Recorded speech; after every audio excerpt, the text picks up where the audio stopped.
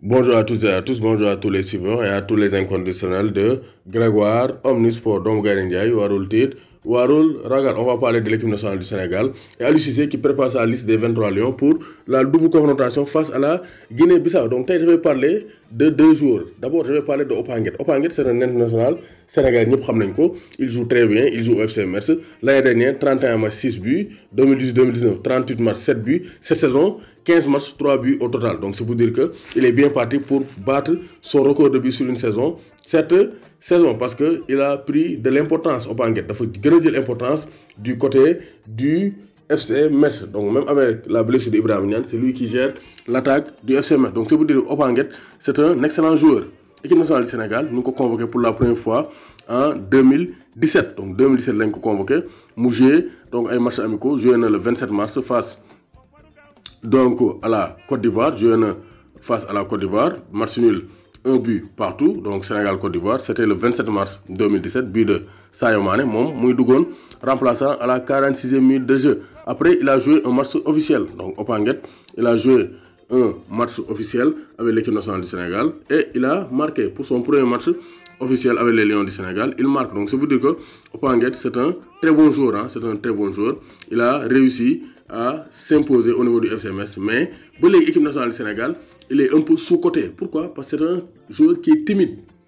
Joueur timide là, face à l'Afrique du Sud, le 14 novembre 2017, il marque. Donc c'était pour son deuxième match, quand même, c'est pour son deuxième match, parce qu'il a joué pour son premier match officiel face au Cap-Vert le 7 octobre, 14 novembre, il joué face à l'Afrique du Sud, 90 minutes pour le jeu, il marque son premier but avec les Lions du Sénégal. Donc Opanguet, c'est un profil qui est atypique. Pourquoi je Google? Pourquoi je Parce qu'il n'a pas le même profil que les autres attaquants de l'équipe nationale. Comme nous, donc Diao Baldé Keita, Ismaël Sarr, Sadio Diop, ils vivent sur la vitesse, sur Sadio Diop et Ismaël Sarr.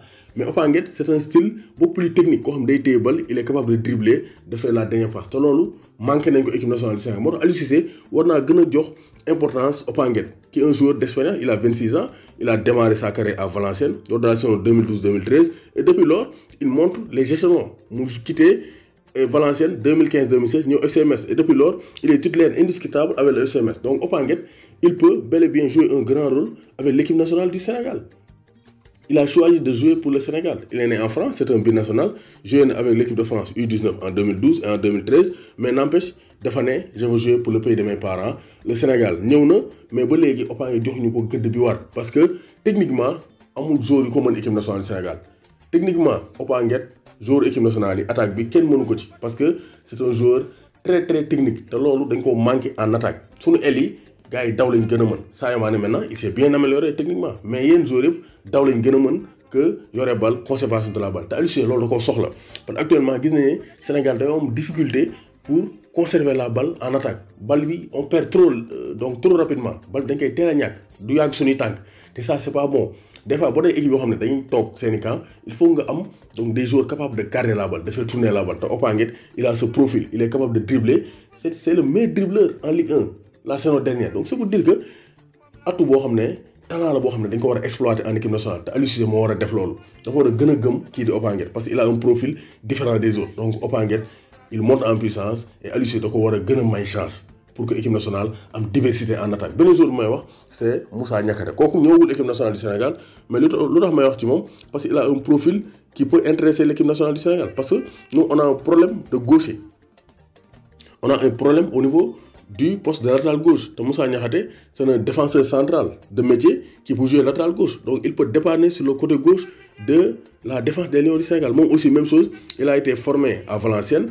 Donc ensuite, il est passé par le FCMS avant d'aller à Mayence. C'est le capitaine de Mayence en Allemagne. Donc il joue la première division. Il côtoie Lewandowski, Thomas Müller, Erling Haaland, Jadon Sancho, donc Marcus Thuram. Donc c'est un joueur d'expérience.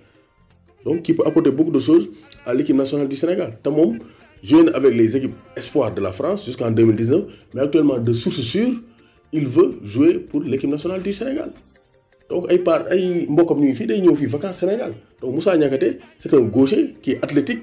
Vraiment, war nañ ko mëna coytu parce que Aliou Cissé il a un problème au niveau du côté gauche. te Moussa Niakhaté mën naa dépanner ak central gauche, mën naa jouer latéral gauche. Donc c'est pour dire que c'est un joueur boo xam ne Aliou Cissé war naa xool ay dossiers parce qu'il est jeune. Il est né le 8 mars 1996 à Roubaix. Donc actuellement, il a 24 ans. Xalé bu ndaw la. donc Aliou Cissé moo tax ko mën a tester yóbbu ko latéral gauche parce qu'on a un problème de latéral gauche Saliou Ciss il est là donc il a fait un bon match face au Maroc mais il ne fait pas l'unanimité Racine Coly aussi il ne fait pas l'unanimité Sabaly lañ fa yóbbu muy dépanner donc pour nga am compétitivité il faut nga am des joueurs de haut niveau te Moussa Niakhaté mën naa nekk solution pour au poste de latéral gauche donc Aliou Cissé war naa xool ay dossiers donc cette saison il a joué au total 7 matchs au total avec Mayence donc en matchs amicaux Bundesliga et donc match de Coupe d'Allemagne donc il est titulaire daaw joué na 40 matchs 2018-2019 mu joué 40 matchs donc il joue tous les matchs de Mayence su blessé wul donc Aliou Cissé war naa xool dossier et de source sûre je le répète Moussa Niakhaté veut jouer pour l'équipe nationale du Sénégal donc binational boo xam ne damaa bëgg a jouer pour sama réew le pays de mes parents kooku donc il faut lui tendre la perche te poste latéral gauche dañuy am problème donc pourquoi pas ñu woo ko testé ko doomu Gaynde Njaay warul tiit warul ragal